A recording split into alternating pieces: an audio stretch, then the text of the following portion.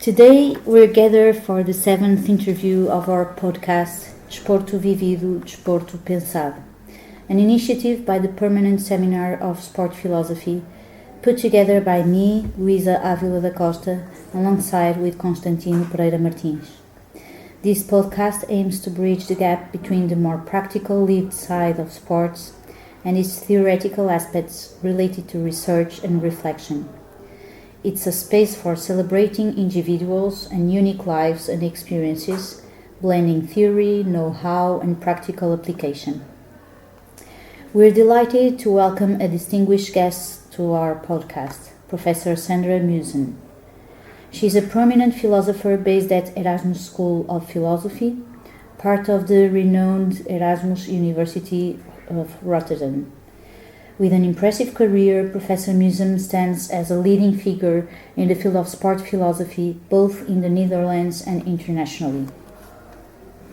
Currently serving as the director of the Erasmus Center for Sport Integrity and Transition, she spearheads groundbreaking research into the ethical, cultural, and societal implications of sport.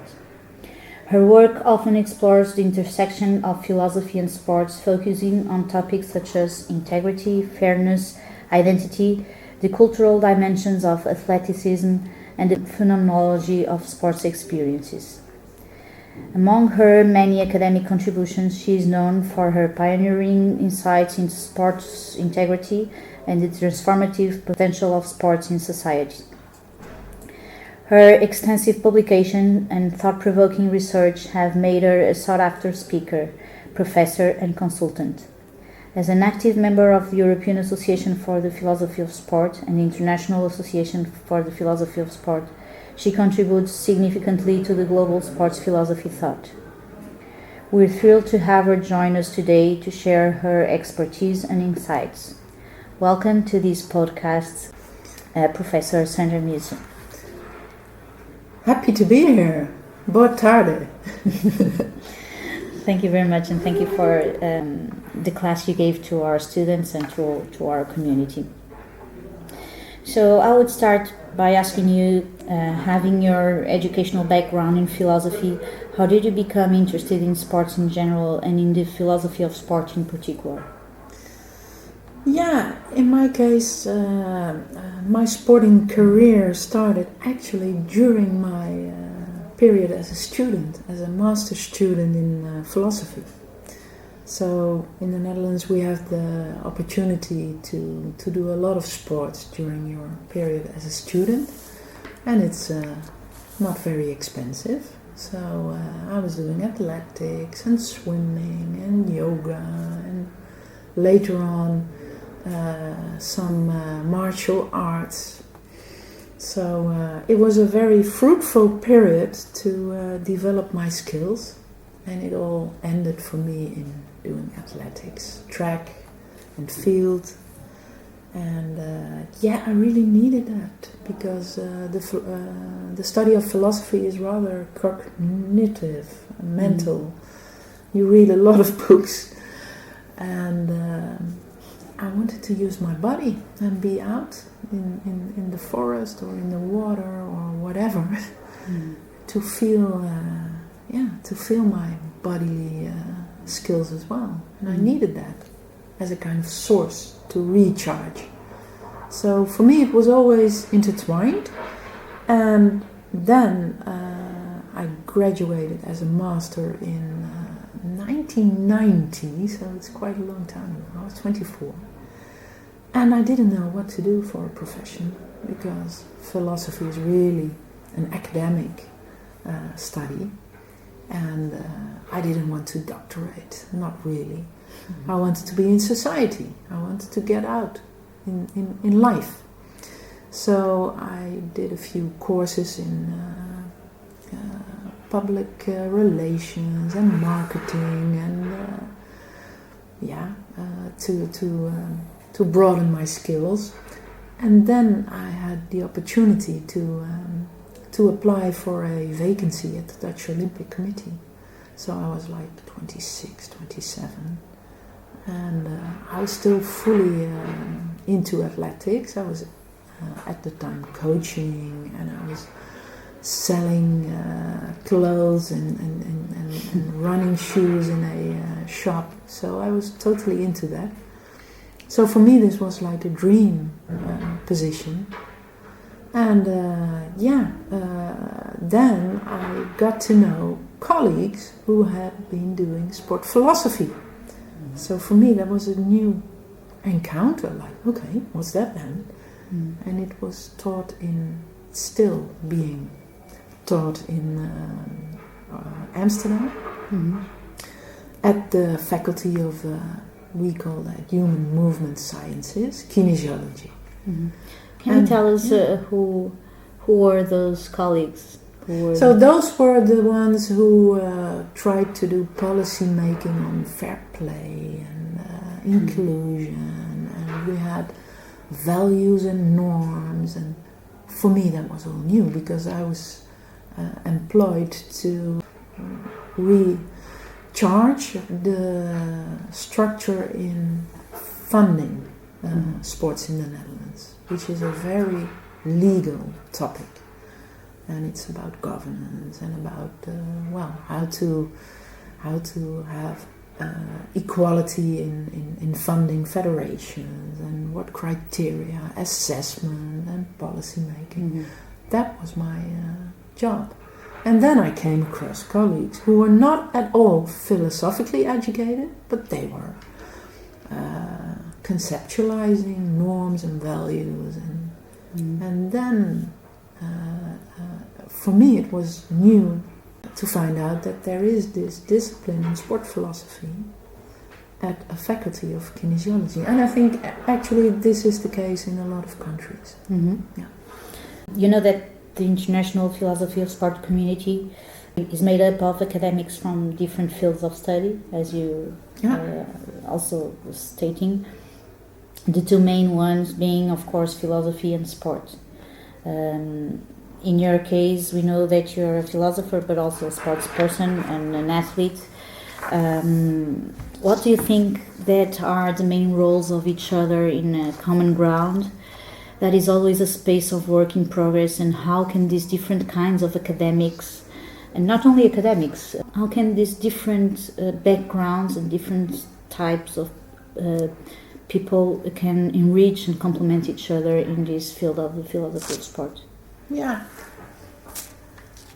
Well, it should start with opening up to the challenges modern sports is facing. And for instance, on governance, if you stick to a legal approach, or what we call bestuurskunde, those are angle points that have their own merits and their own history and their own concepts and paradigms, not to forget. But I think the challenges in sport are so interdisciplinary that we need each other to build towards a integral approach in challenging all the problems modern sport is facing. Mm-hmm. So as for me, I was a philosopher doing management, sports management. And I was a kind of, during my period at the Dutch Olympic Committee, which lasted 12 years, I was not practicing philosophy. I was a bit shy on that, because I felt in that culture it was not appreciated, not at all. You had to be fast, skillful, you had to intervene, to make choices. There was no room for reflection, analysis, reconsidering, let alone a more soft skills approach. It was all harsh. And that's, of course, the culture of high performance sport. Mm-hmm. And I was good at that, but I also felt kind of that I had to give up on competences, skills and knowledge that I also could bring up. For instance, we had a huge debate on whether or not to go to the Beijing Olympics, 2008, wasn't it? Mm-hmm. And I remember that I was being asked for an advice, and that was the first time in almost 10 years that I really started to read books again about moral dilemmas and how to argue towards a founded decision. And so, I was kind of silent on the philosophical background I had, because it was all dominated by legal policy making. They were all over the place, and there was no room for whatever deliberation. And that's really, it was in the period of 12 years, I became more and more fascinated about the fact that sport is about positive societal values, and we all love it because of that. But there was a lot of fight going on, and a lot of opposition and polarities, and a lot of struggles about the questions at the time, which was around the new millennium.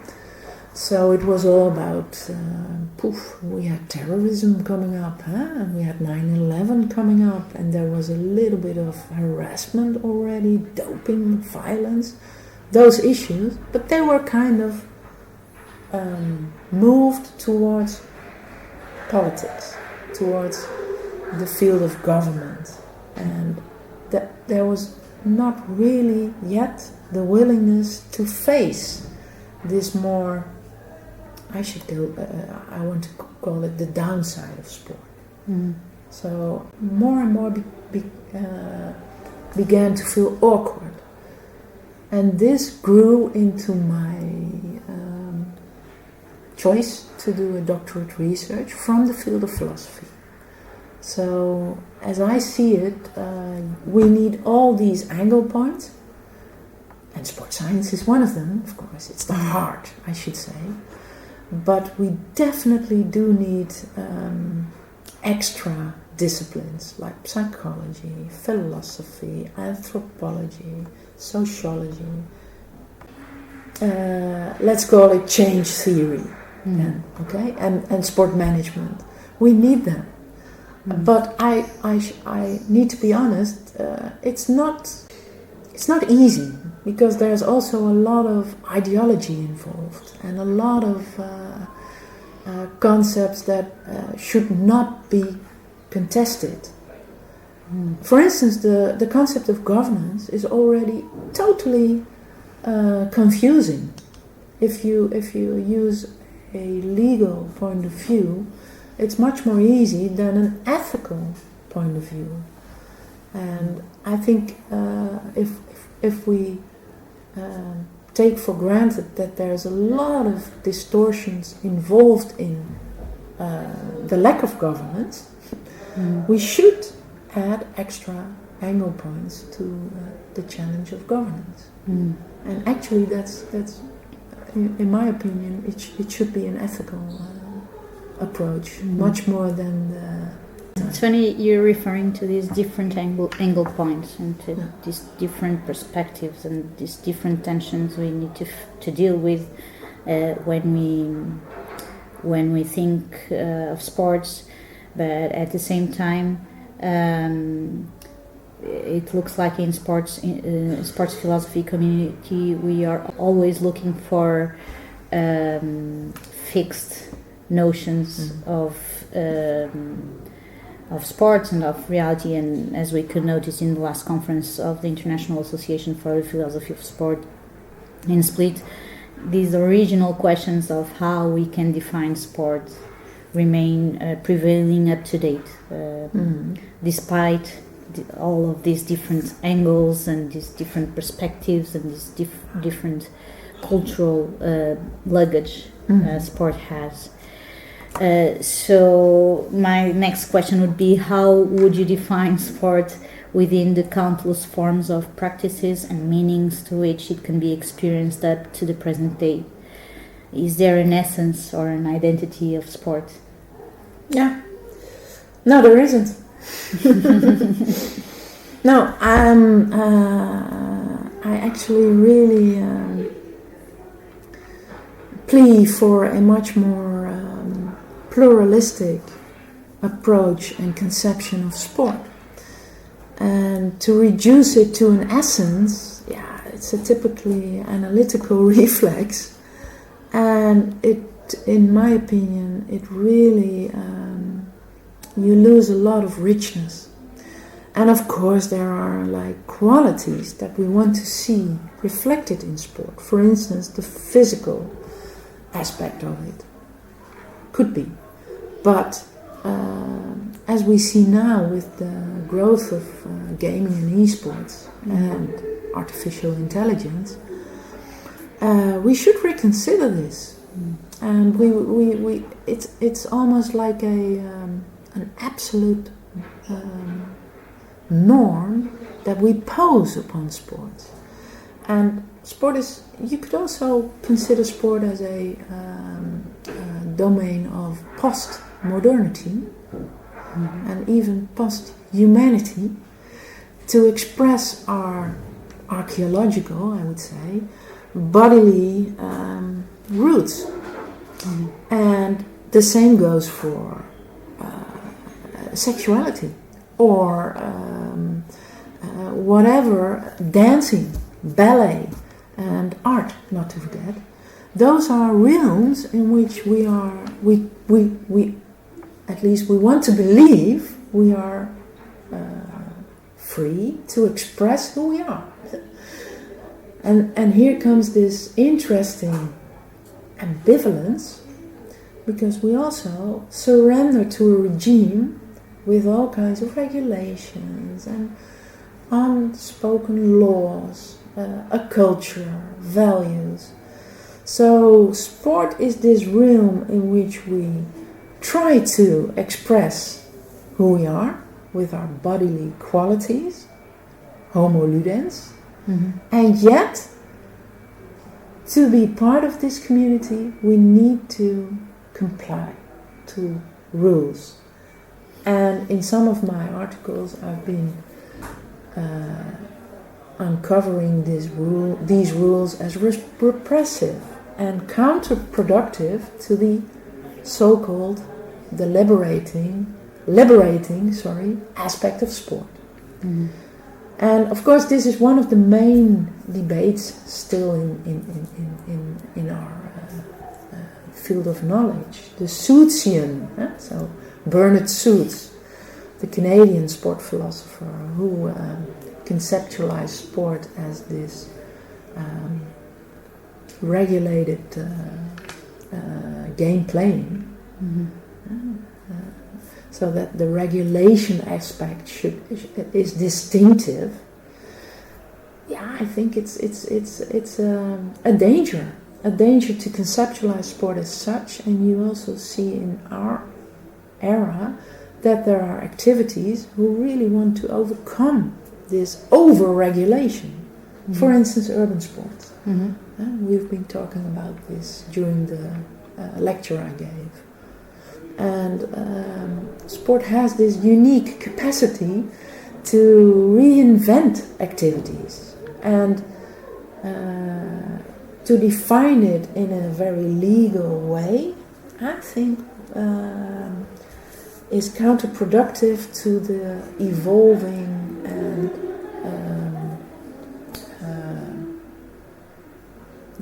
moving, developing aspect of sport, the diversity. I was thinking about parkour or slack For instance, lining, also or those very kind of nice. activities. And isn't this need of strict regulation a kind of juridification of sports and also of ethics of sports? This need of making rules and making laws and making and then we have these different activities that appear without appearance rules or doesn't this mean that we have this kind of need of law and a tendency of juridification of sports and of ethics of sports? No, I don't think so. I don't think the practice needs law. The practice needs creativity and embodiment and expression and innovation. No, law came after ethics, as you know. So law is a means to regulate and to control whatever social practices. And I really think this is a burden to sport. And I currently live in a neighborhood of Rotterdam in which there is a nice little square made of asphalt, so it's not even grass, and people play football over there. Migrant people, even women with complete, what is it? We call that burqa. Yeah, hijab. They are there, and there's nobody supervising. They are auto-regulating their game playing, and I think this is one of the major potentials of sport. Of course, it's not on an Olympic level, and you need some kind of guidance. But to over-regulate and as such repress the creative potential of sport, I think we're in an era in which we kind of reach those limits. And regulation is not the way to improve morality. On the contrary, people get lazy, people feel disqualified if they're only approached with extra rules. So, External regulation. External regulation. The pedagogy of sport, physical education, coach training, and the education of sports professionals in general have been affirmed over the years as a central philosophical issue. However, the various universities and schools of thought dedicated to sports in Portugal, and we assume in the rest of the world as well, have adopted different terminologies for our object of study, encompassing concepts like sport, physical activity, physical exercise, physical education, human movement, human motricity, kinesiology, and more. Forgive me for this analytical exercise, but it's part of our university concerns. What do you think about this diversity of naming our object of study? And what is your terms of preference or election when we think in sports? What do these terms mean to you? And how do you think we should call or we should name our faculties and define our object of study? The discipline of sport philosophy is related to philosophy. And philosophy, as you know, is the first science. So we should never forget that. And one of the sub-disciplines in philosophy, in the field of philosophy, is ethics. And it's considered to be the most applied discipline in philosophy. Okay, so far so good. I think to gain recognition, because that's what we're talking about, from this diversity, we should try to relate to current topics. For instance, integrity now. It could also be inclusion. And those are not disciplines, but then you kind of focus on common topics, challenges that need philosophical analysis. So that's my strategy, and that's the reason why we didn't call Esprit, the center I'm managing at Erasmus University, we didn't use the word sport philosophy and ethics. No, sport integrity, because this is the main topic of these years, and for me it legitimizes being hosted by the Erasmus School of Philosophy, because integrity, for me, most and for all, is an ethical concept, a concept of the realm of ethics. But there are different perspectives on this. There are people who consider integrity as a legal concept. And it was a clear choice for us to say no, we try to elaborate this from a faculty of philosophy, because philosophy is the mother of all sciences, and integrity is a concept from the realm of ethics. What do you think could be our common elements between sports, human movement, physical education, coach training? What advice you would give to us if we were searching for? Because, for example, we have in Portugal we have the faculty of sports, and we consider within sports we consider courses from sports management, physical activity and leisure, and disabled sports and high competition sports. So there's a diversity of educational avenues that we call our faculty of sports. In the south, in Lisbon, they call it what would be kinesiology. In Portuguese, they call it human motricity faculty. Or faculty of human movement or motricity. The term is motricity because they have a more open concept of what is our object of study. It's not only formal sports, but also other kinds of human movements. But at the same time, there are a lot of human movements that cannot fit in our consensual idea of sports. For example, music, playing an instrument, or so. How can we try to find these common contemporary topics that can? I'm not suggesting that we should have the same name, but at least we should clarify what is our object of study. And it all depends on the position.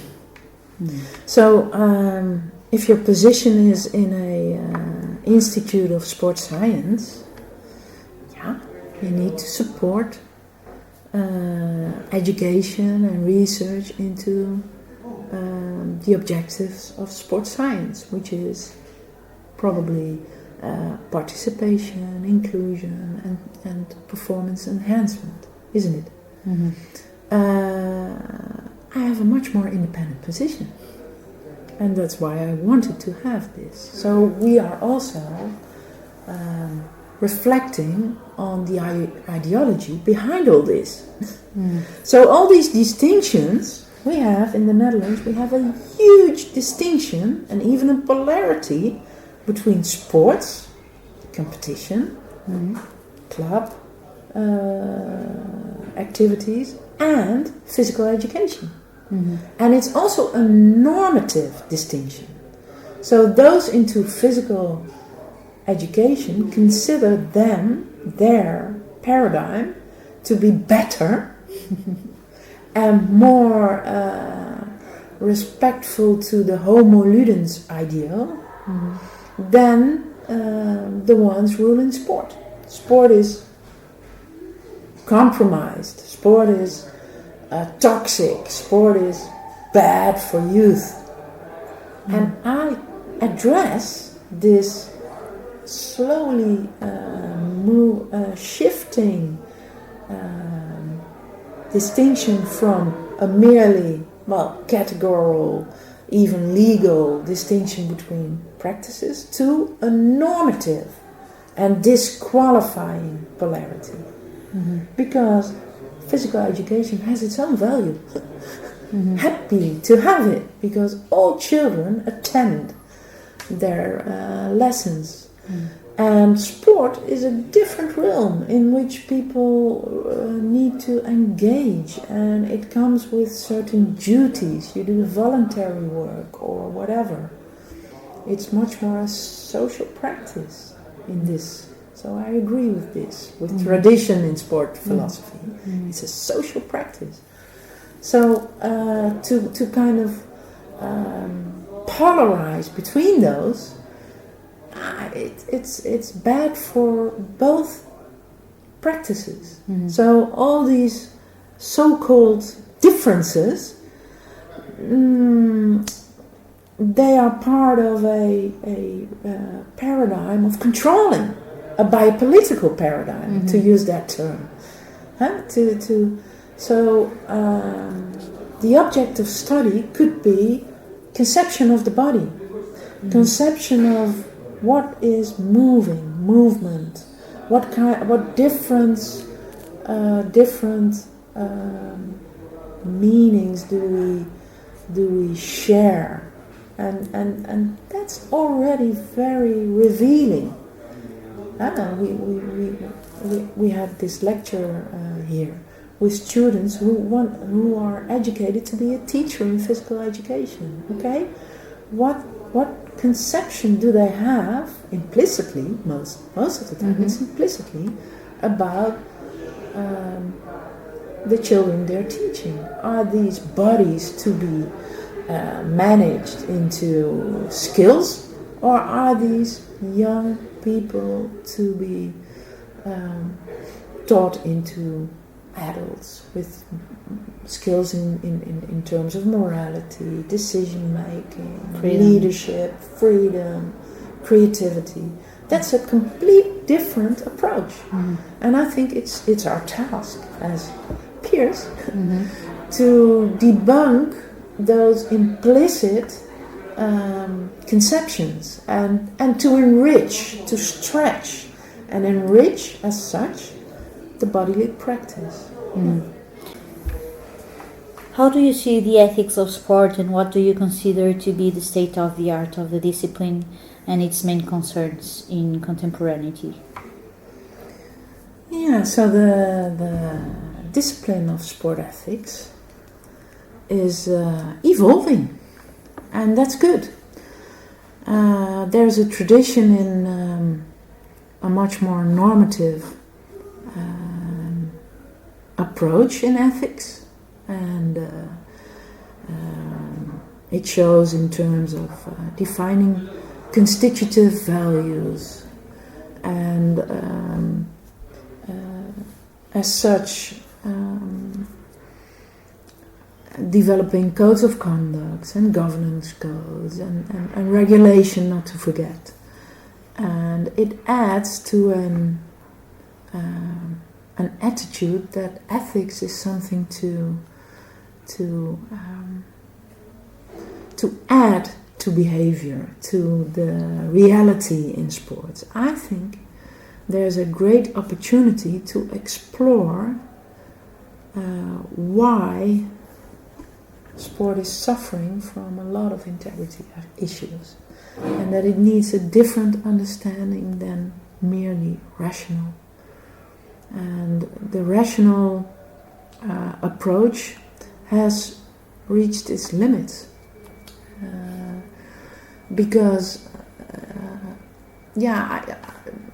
we may just face what's happening in sport. So there's still a lot of distortions going on. So should a normative approach of sport ethics help? How can this be? So in this respect, I'm quite harsh, as in realistic.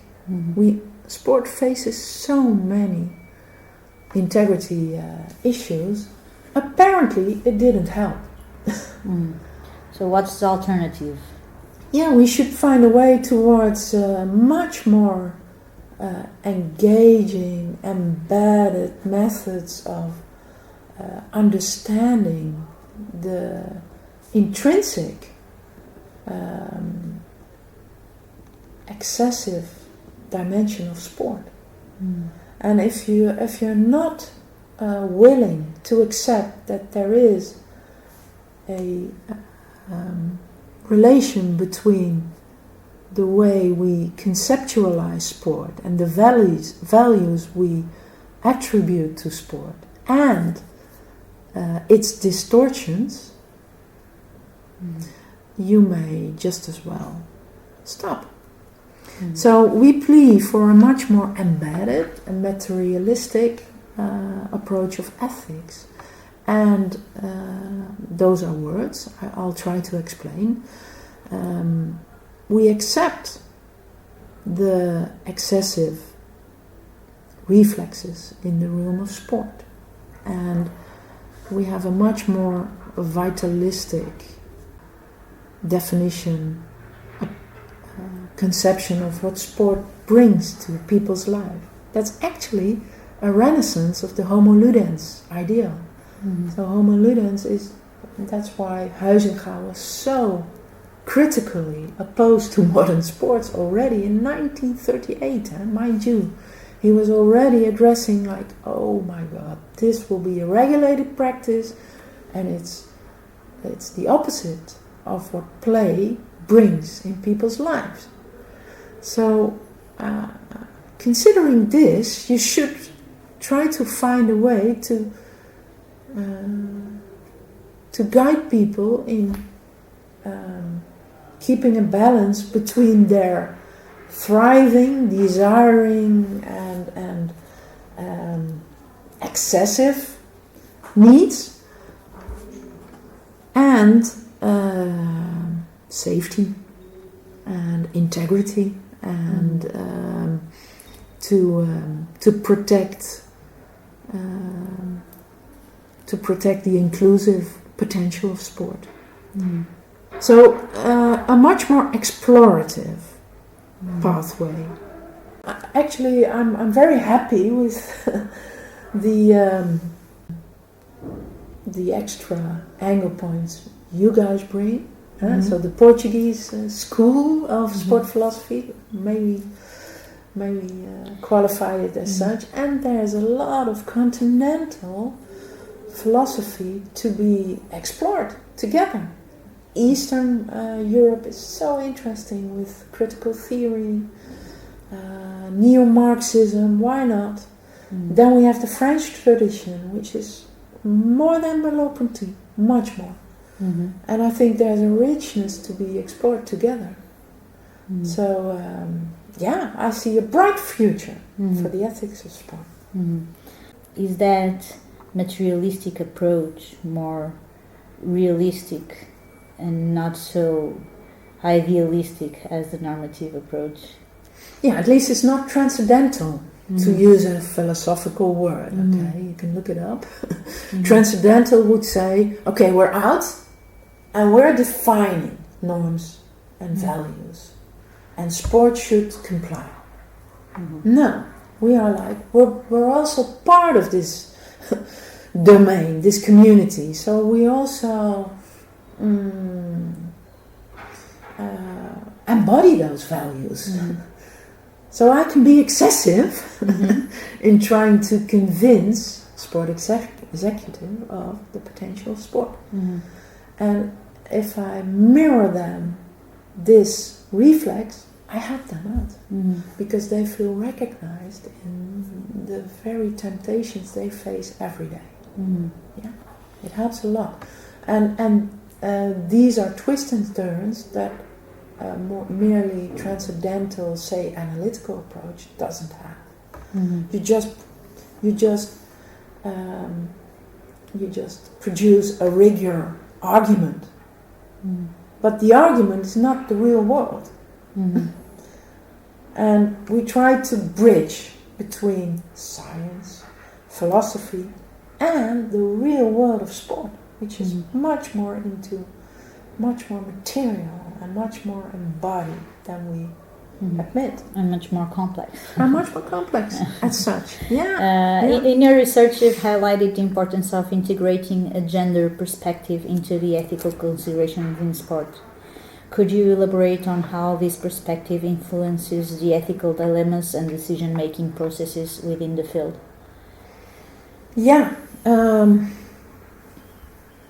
We were asked to guide the Dutch Olympic Committee into the gender debate, which is currently quite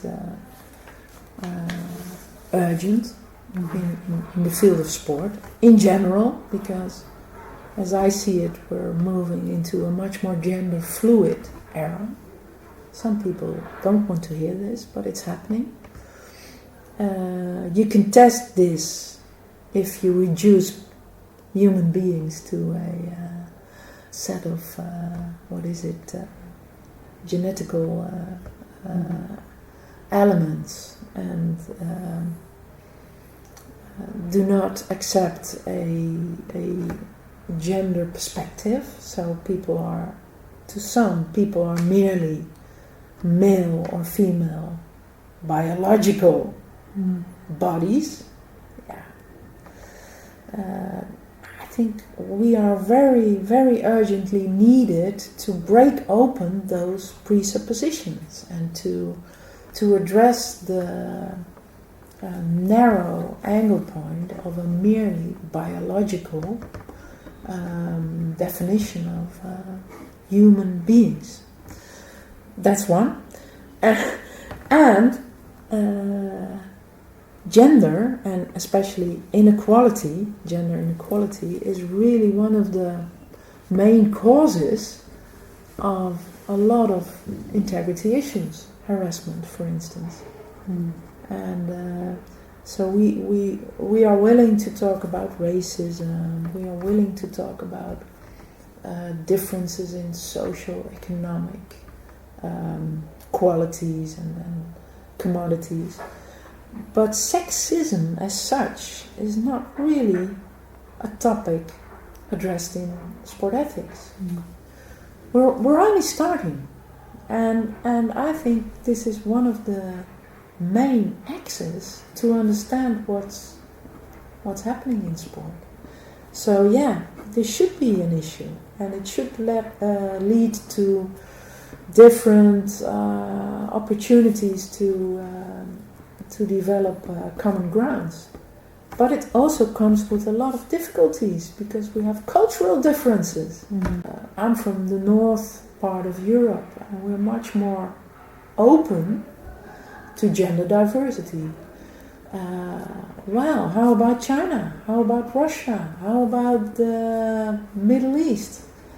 So gender is really a challenging pathway to explore in sport. Yeah, but for example, is sexism an issue more in sport than in society in general? Or why do you think, is there Yeah, all those issues are also, of course, because sport is part of society, are also manifest in whatever different societal realms.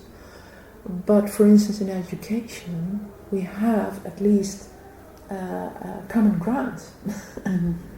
And it comes with a lot of challenges, but in sport, because it started as a male game and with a lot of masculine values, competition, discipline, winning, superiority, also power, not to forget, and also related to martial skills. These are over present still in the culture of sports. So it's very interesting that we now have more and more women practicing football, for instance. I think it's changing the paradigm and the values of football from within. Of course it comes with challenges, but what happened last year in Spain is not, it could not have happened 10 years ago. So we are really entering a different stage of the development of sport, sporting values. You recently wrote about psychoanalysis and sport, referring to modern sport as an arena defined by prohibitions and desire, inclusion and exclusion, purity and abuse. In this context, you affirm the act of refereeing as an impossible profession and the need to develop the delicate art of managing desire in practice. Between desire and reality, perception and truth, human condition and technology enhancements, where does the spirit of sport and its essence lie, if it exists at all? Wow, that's a wonderful question. It's this balancing act. So there's no black or white. As Lacan would say, reality will never be reached. We are in the realm of desire. We are in the symbolic. So we are ruled by something I'm not able to express. I'm not able to talk about this existential lack in my life. Okay, I can tell you whatever about our family and personal history, but I will never really grasp which is lacking, and as such, which is fueling my desire in this profession, like it did in my athletic career. So ethics, to consider ethics as a delicate art of balancing between desire and reality, that's quite provocative, because you also admit that that we will never reach a state of comfort. No, you always need to find and recalibrate in whatever context. So currently, I'm trying to gain a position amongst philosophers. Whoa, talking about gender. That's really a challenge as well. So again, for me, as a human being, I need to find this balance between my drive to be distinctive for the philosophy of sport, and the values and games and the politics of an academic context. So, is this a good answer to your question? Yeah, I think it is. The spirit of sport is there, of course. I mean, my experience in sport really guides me to striving for excellence, even now as a philosopher in academia. My colleagues are like, whoa, what are you doing in 2 years? Gaining 2 million. Could you please teach me those skills? But it's the spirit of sport still, which is still inspiring. So yes, there is the spirit of sport, but it's in the symbolic. It's not there, on a bookshelf. It's evolving. It's evolving, and you should embody it. You should. I would never be able to take this position without my athletic career, because I really know from within what's happening in the regime of sport, in the discourse of sport. You've also written about sport ethics and politics, questioning the hypothetical political neutrality of sport. What links do you see between sport and politics, and what risks and potentialities do you see in this relationship, since we have examples like the Olympics in 1936 for one side, and on the other side the example of Nelson Mandela in South Africa. So we have potentialities and risks.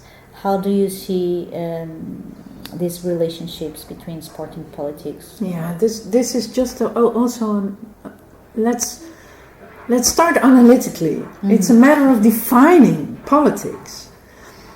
If you reduce politics to what governments do over there in Lisbon, here, or in Brussels, or in wherever, then it's tempting to try to keep sports free of those.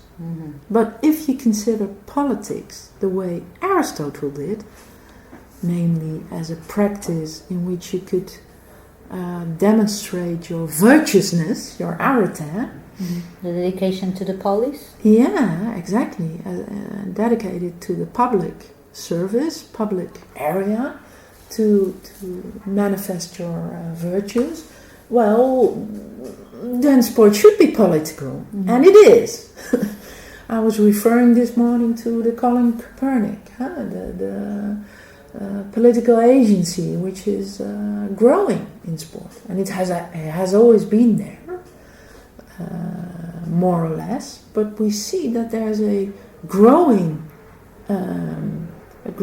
need to express values, to express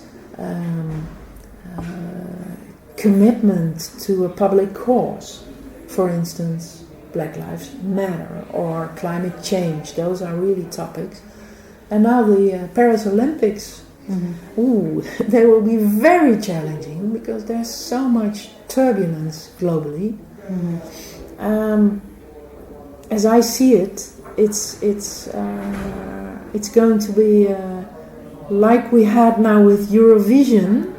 Yeah, it's going to be a moment of truth for the Olympics. Yeah, are we as Olympians, as dedicated to the Olympic games and values, are we able to sustain a political, safe environment, so inclusive, or will this be the last stage, and will the Olympic movement explode? There will be now a fight between the Paris government, so the municipality of Paris, which is égalité, fraternité, liberté, so they are very liberal, and the IOC run by Mr. Thomas Bach. He will take over Paris, and it's going to be very interesting how Macron, but also the mayor of Paris, how they will cope, because it's going to be a coup, kind of coup, and the Paris government definitely doesn't want to have any Russians. And well, we still have 3 more months to go, 2 more months, so anything might happen actually. So I think politics is very present in sport, in a negative way, and the political potential in terms of showing arete and the public addressing of public topics is underestimated. Yeah. How relevant do you consider for governments to have a dedicated Ministry of Sport? Yeah, I think they should. This is how is it in the inevitable. Netherlands? Nah, it's still a struggle. And we don't have it in Portugal. You don't? No. Well, come and have a look in our little country. But we're still struggling because it's part of the big Department of Health and Care and Prevention nowadays. But they are only a small team, and they're really struggling to keep their position. So it's not a Ministry of Sport. It's not a separate ministry. The ministry is called Ministry of Care, Health and Sport. Okay. But we do have... But that's a good beginning. That's a good beginning, yeah. But they really need to still claim their autonomy and build bridges to education, to infrastructure, economics, yeah. Can you please explain to us a little bit about the contrasts you make in one of your papers between Wizinga's and Kawa Homolludens and Agamben's Homo Sacer, and how you fit Homo Sportivus into this range of possibilities?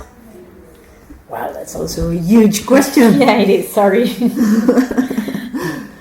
So, I consider the paradigm of Homo Ludens as brought by Johan Huizinga, we say. But he was indeed reproducing a few thoughts of Calois, but not all, not all, so be careful with that. Calois was much more into sacrality as part of the play and game playing, And Huizinga was kind of, it should be ludic, it should be expressive, and he didn't really like that area. He was kind of struggling between play and seriousness, and seriousness he associated with sacrality. So so far so good. Anyway, this is really, as I should say, a major pillar of the body of knowledge on sport. Homo ludens. So we all want to identify with that. We want to identify with the values in it, like expression and liberty and creativity and effortless. It's not about labor. We do it after labor, or maybe during labor. It should be good. But then, well, the concept, the paradigm of the Homo sacer, is a very critical concept introduced by Giorgio Agamben to explain how modern politics operate. So the Homo sacer is a concept of Roman law. I'm not a legal scholar, but I know this. And it was meant to qualify those who committed a severe crime, for instance, homicide, and that they could be killed, but it would never have a religious meaning. So it was not a sacrifice to become a better person or a martyr. And what he wanted to express in this was that modern politics needs an area in which people are excluded and disqualified as homo sacri, homines sacri, to control the polis, so the population, and to protect capitalism and whatever. So my parallel argument was like, okay, but now we have in modern sports, we still strive to be on the appropriate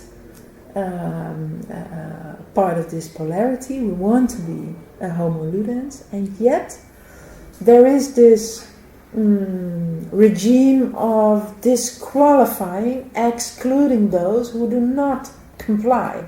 For instance, transgender athletes, but also people who have been doing doping, who have been using doping over years, or who have been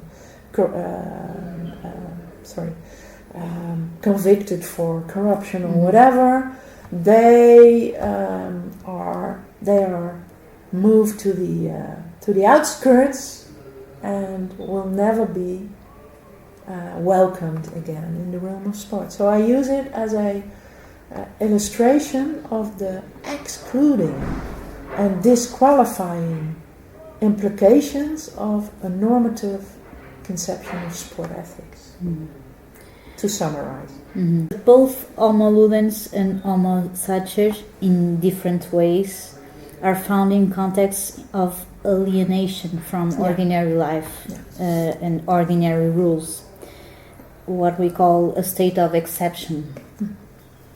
Looking at contemporary sport, which is highly institutionalized and tilting towards the production of performance and results, like the university also, and society in general as well, because no one escapes this. Couldn't we also see sport as a factory, in other words, as a context for the development of Homo faber? Yeah, I think so. I agree. And it's realistic to,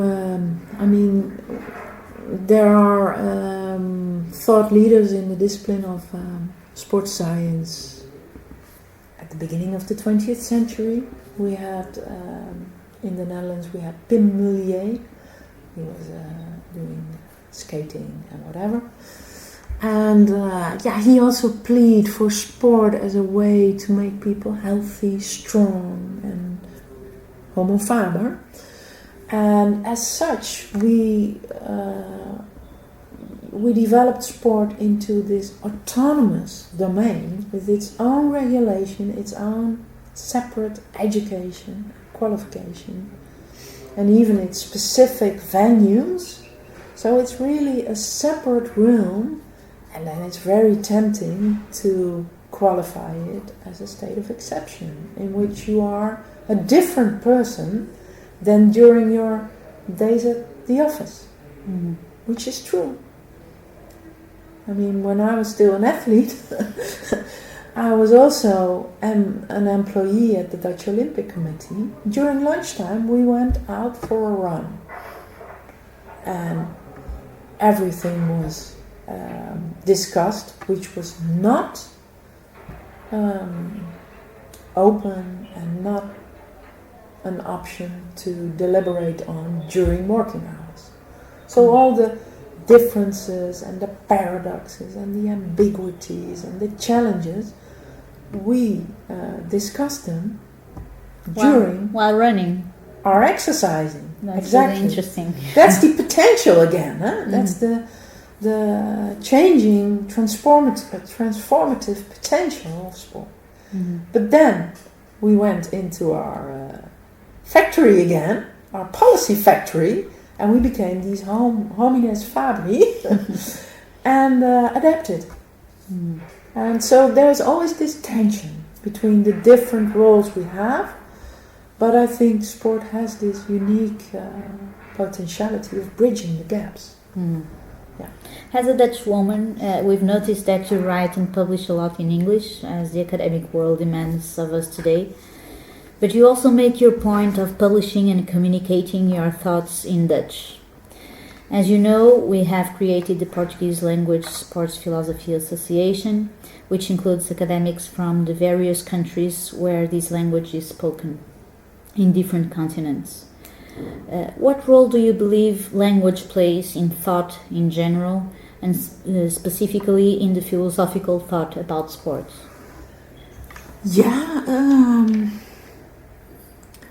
Language is a pathway to our heart and our soul. If I use the right words, I open people's heart and soul. And for me, it's much more easy to do this in Dutch, because it's my mother's language, of course. And I'm much more able to use different semantics, different pathways, poetic language. And so, but here again, there are different conceptions. If you regard philosophy as arguing from A to B, to convince people of the truth of your syllogism, so now I'm into logic. If you regard language as a tool to calculate, I don't think so. Especially in sports, because sport is all about affection. It's about the body being open to sensation, to emotion, to whatever is happening around you. And words are needed to improve that state of mind. So yeah, I write in Dutch. My English is still improving, but I use Diepel a lot, to be honest. Yeah, I use it too. Yeah. But I would dare to state that even in that logical perspective, even in when your exercise is proving or showing rationally a way from point A to B, it's different to do it in different languages. It is. It is. Both rationally and emotionally and culturally, and language allow us to find different ways of searching for the same things. and that can enrich the path of everyone. So it's not either one or the other. I Yeah. think we need both pillars. Yeah? And the French suffer from the same. Huh? They have their own discourse, which is much more hermeneutic, explorative, and poetic. And I like it a lot, actually. And I think we should respect that. We have this diversity in the world. It's lovely. And language is a guiding path towards experience, towards being touched upon, even emotionally. So yeah, I'm currently working on a book in Dutch, public. So it will be in Dutch again, huh? And people recommend me. I write it in English. Yeah, I don't know. Maybe later. Maybe someone could help me on translating and trying to touch the different layers of. Thank you very much, Professor Sandra. We are very, very grateful for this talk, for your lecture today. Your generosity with the time you spent with us is huge. Your kindness with our students and with us was really, it meant a lot to us, and we are very, very touched and grateful for it. I'll make sure we will keep in touch. You're very welcome, and I really enjoyed it. Good luck. Thank you very much. We hope you've enjoyed this 7th episode of the podcast Desporto, Vivido, Desporto, Pensado. And we always extend the invitation to keep following, listening and contemplating sports with us. See you in the next episode.